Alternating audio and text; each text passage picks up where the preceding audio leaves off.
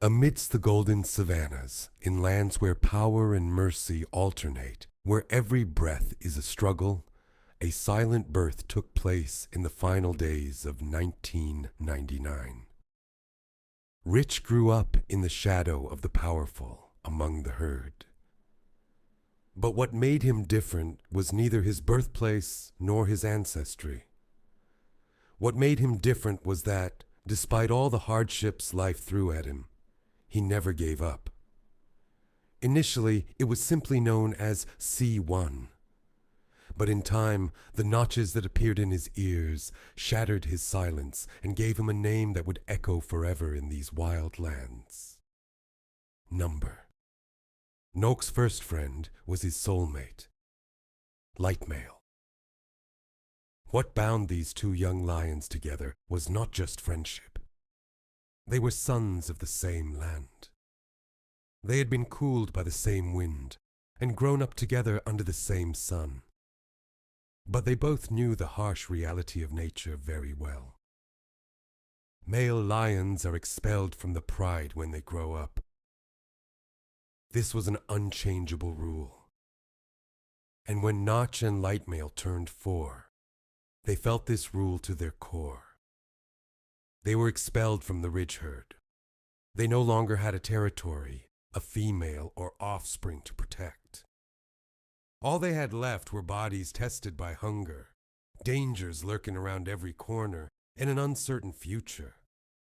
Most male lions don't survive this phase. Some collapse from starvation. Others are torn apart by powerful opponents. But Notch and Lightmail didn't give up. They walked for days, for weeks. They followed the scent trails. They tested the limits of other lions. They analyzed every move and waited. Until fate opened a door for them in 2004. Marching Pack. It was the most prestigious and powerful herd in the heart of Masai Mara.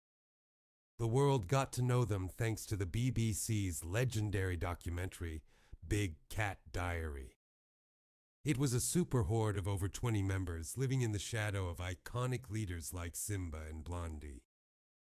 But no power is infinite. Time wears down even the greatest warriors. Simba was old. Blondie's patrols had thinned out. The scent cues had faded. The boundaries blurred. The females were now defenseless. The pack was experiencing its most vulnerable moment in history, and Notch and Lightma saw this weakness. They didn't back down. They weren't afraid. They chose to fight. That clash, amidst dust, blood, claws, and teeth, was not just a struggle for territory, but a fight for survival, for existence. They would either die or establish a kingdom, and they won. The marching band was now his. Notch and Lightmail had made their first big name in the lion world. This was just the beginning.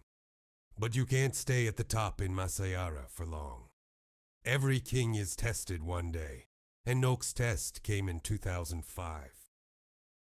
One morning, the silence of Savannah was broken by the sounds of a fight emanating from deep within. Rival men had attacked. A clash filled with blood, claws, and rage began. And Lightmail lost his life in that battle. Neither a farewell nor a final glance. Just silence. What was left behind was a deep void in Naka's heart. He searched for his friend for days. He listened to the wind. He tracked it down, he hoped. But he eventually came back. He was alone. But this was not a retreat. This was a calculation. Some thought he could no longer protect the flock alone. But those who had followed him for years believed something else. Noak was conducting a strategic retreat, and they were right. Noak chose the shadows. He wasn't seen during the day. At night, however, it transformed into a ghost, silently stalking its enemies and launching short, devastating attacks. Instead of fighting directly, they wore down, harassed, and gave no peace. This strategy worked. The rival coalition couldn't predict when or where the attack would come from. The enemy, constantly shrouded in uncertainty, eventually left the area, and Nok, against all expectations, managed to protect the marching flock alone. No one could approach him during this period. But despite his loneliness, he remained strong. He mated with females. And the cubs born from these matings would become the lions of destiny, changing the balance of Masai Mara in the future. Between 2005 and 2007, 5 male cubs were born in different parts of Masai Mara, at different times and to different females. But they all had the same blood. Their father was Nottu. Each of them possessed a different spirit, but the same determination, the same pride, and the same fire flowed through his veins. Nottu, the firstborn. With his composure and silent strength, he most resembled his father's shadow. Kizar, with his comprehensive nature and natural leadership talent, was a candidate to become the heart of the organization. Despite his harsh and ugly facial features, Grimace was like a tank, possessing incredible physical strength from within. Mighty Long was the largest of the brothers. She was her father's favorite. There was an invisible bond between them. Ron was the youngest, but also the quickest learner and the most intelligent. He could foresee danger and quickly grasp tactics. These 5 young lions grew up together. They learned not only how to hunt, fight, or communicate through sense, but also how to live together. They took their first steps side by side. They slept in the same shadows. They were swept away by the same wind. What bound them together was not just kinship, but a shared destiny forged in the same struggle. And Nox didn't behave like an ordinary male lion. He didn't fire them when he raised them. He didn't abandon them to loneliness. He stayed with them. Because Nock was doing something unprecedented. Something almost unprecedented in the world of lions. A father was forming a coalition with his sons. This was the beginning of a new order in the wilderness. An order that would change the history of the Masai forever. In 2007, Masai Mara's silence was once again broken by the sound of approaching danger. This time they faced a new coalition of 3 powerful men. The troop of marchers was under attack, but this time it was different. Nock was no longer a lone warrior. He had 5 sons, and they were all still young. She was inexperienced and fragile. He normally fought. It would bare its claws and spill blood. But this time there was much more to lose. Losing one of his sons was like losing his own bloodline. This meant the end of their lineage. That was the most difficult decision a king could ever make. He didn't fight, he retreated. In the eyes of many, this decision was a step backward, a sign of cowardice. But the reality was different. Nock had envisioned a future that day, not a war. He sacrificed a short-term conflict for the sake of a long-term plan. An honorable withdrawal, a strategic silence. Nock and his 5 sons retreated to the Serengeti and then disappeared. For 2 years, their names were not mentioned in Masai Mara. They were thought to be dead. They were forgotten, but the truth was quite different. Nox did not withdraw. He was being reborn. In the shadows of the Serengeti, amidst thorny bushes and deep valleys, he was running the most intensive lion training camp ever seen. Hunting strategies, surprise attacks, scent management, teamwork, obedience, and leadership. The 5 young lions were not just growing up under their father's watchful eye. They were taking shape to become legends, and the world didn't know it yet. The storm only waits before the silence. They didn't stop for a single day throughout the year. A new workout every morning, a new plan every night. The silent valleys of the Serengeti had been transformed into a war academy. Hunting techniques. The sons are no longer just gazelles or impalas. Buffalo zebra. In our video, we compiled and revealed moments of male lions mercilessly hunting. Nok discovered the strengths of each of his sons. Some excelled in speed, others in strength, and still others in intelligence, and he assigned specific roles to each. They were no longer random hunters. They were a team. Coordination. It is rare in nature to see 6 lions moving in unison, but Nox managed it. He taught his sons to act as one body. One's roar became the other's signal. One person's attack meant the other would set an ambush. Perfect harmony led to deadly consequences. Strategy. Observation, analysis, and withdrawal plans before each attack. No move could be made without knowing the enemy. Nok disrupted nature's classic cycle of attack and flight. This was no longer just instinct. It was the beginning of an era of calculated intelligence and planned action, with discipline being the most important element. Nox taught his sons an absolute hierarchy. Who goes first? Who provides the back cover? Who backs down when necessary? These roles were not easily accepted among lions. But the system Nox established was based on respect and loyalty. And finally, after 2 years, they returned to Masai Mara. But they were no longer a father and 5 cubs.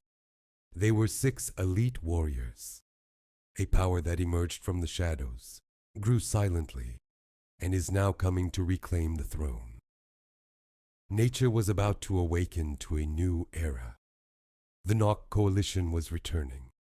On a foggy morning in Masai Mara in the early days of 2009, 6 shadows appeared on the opposite bank of the Mara River. A familiar figure walking proudly at the front. No. Behind him, 5 giant warriors marching in perfect harmony. Bodies that resembled masses of muscle, each weighing over 200 kilograms. Their steps were synchronized, their gazes sharp, their intention clear. This was no ordinary comeback. This was the beginning of a conquest. Their goal wasn't just to reclaim the old territories. Not's plan was much bigger, to gain complete control of Masai Mara. And that day, a systematic campaign of domination began. Paradise pride has fallen through. They surrendered without a fight. Muguro pride resisted. But to no avail. Rekaro pride has come to its knees. One by one, all the major herds of Masai Mara fell into the clutches of the Nok coalition. It wasn't an act of brutality. It was more like art. Each attack was planned with the precision of a surgeon. Every move was executed with millimeter precision. The rival men either fled or died. The females surrendered, and the offspring experienced the oldest and most cruel law of fate. They had to make room for the children of the new kings. And by the end of 2012, the dominance of the Nox coalition had reached unimaginable proportions. An area larger than 1,000 comets, 12 different prides, over 60 lionesses, and more than 100 individuals in total. More than half of Masai now belonged to them. They were no longer just a coalition, but the greatest lion empire history had ever seen, and the world realized it. They appeared in Disney's African Cats documentary. Nox and his sons were not just characters on the silver screen, they were living legends. Tourists were now coming to Masai Mara not just to see nature, but to see them. But this power wasn't established solely through brute force. Beneath it all lay a flawlessly functioning system. like a military structure, like an imperial model. The 6 male lions were constantly stationed in different areas. No herd remained unprotected for long. The borders were under constant surveillance. Each of them took turns patrolling different points, creating a dynamic line of defense against threats. Ruling a kingdom of 1,000 ketones didn't come without a price. This meant that these 6 lions couldn't always be together. Each of them had to face different threats on a different front. And this separation eventually led to moments of weakness. In the cool breezes of the Mara Triangle in the autumn of 2010, a shadow disappeared. Mighty Long is the coalition's biggest and strongest fighter, Noak's darling. His son was the one sent to the front, taking on the most difficult tasks. He was on patrol one day and never came back. No signs of a fight, no claw marks, no blood, no body. Nothing was found. Noak searched for days. He followed the scents. He listened to the wind, gazed into the distance, but all she found was silence. Mighty Long was likely ambushed and quietly eliminated by a rival coalition of men. This loss was not just a number. It was the demolition of a wall. It was the collapse of a column, and Noak had sustained a real injury for the first time. It wasn't roaring as loudly as before. He wasn't just running after the prey, he was even more silent. He was thinking more, because deep down, he knew. Time was passing and he was growing old. The king was still standing, but his shadow had lengthened, and his steps had slowed. The wind was no longer a force carrying him, but one that blew upon him. The year 2012. The elderly king of Masai Mara was now 13 years old. This marked an advanced age for a male lion, and nature was now taking its toll on his body. The weight of years had fallen on his shoulders. His torso had emaciated, his bones more prominent. His mane, which he used to toss with pride, had thinned out. Its gait had become slower, and its roar was gradually fading into silence. But the greatest threat came not from outside, but from within.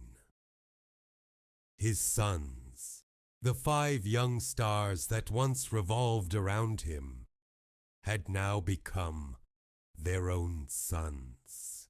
They were at the height of their power, and his downfall was creating an unnoticed tension within them. First, there are small conflicts, mating rights, the best parts of the hunt, and control over the herds. Then, at the end of 2012, something rarely seen in nature happened. The 5 sons united against their father, to its founders, to the lion that gave life to its legend. They were now defying the claws that once protected them, and Nos understood. The final act of his reign was drawing to a close. A major conflict took place that day, but this battle was fought not only with claws but also with heart.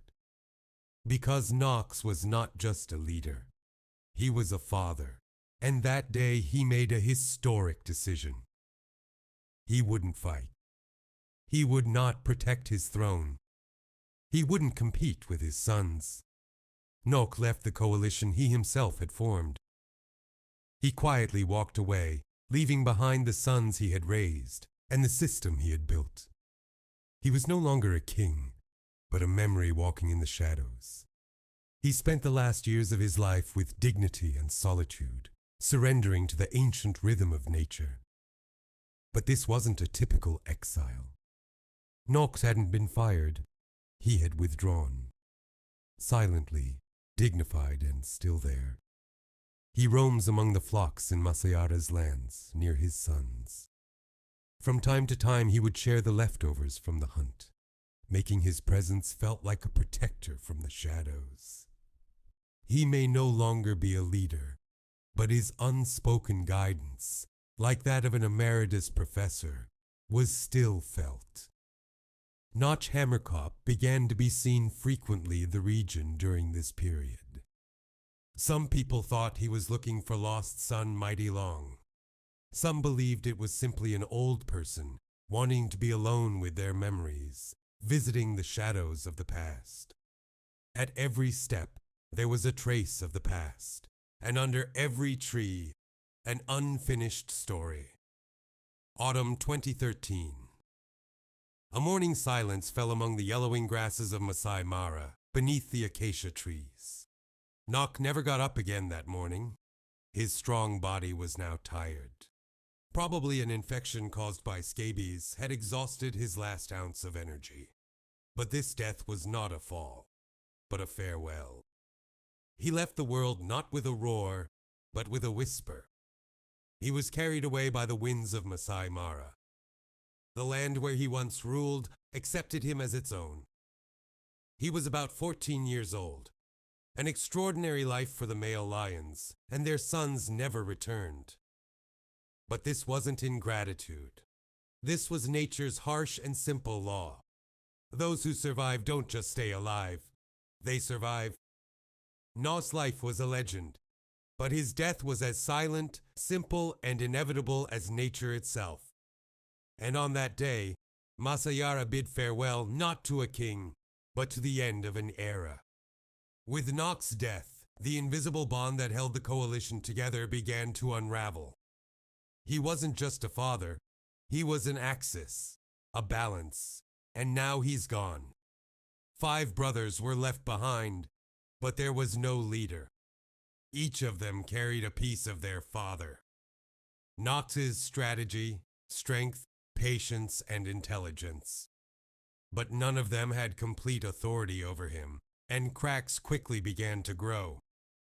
Disagreements over territory sharing, open competition for mating rights, and coordination had begun to collapse.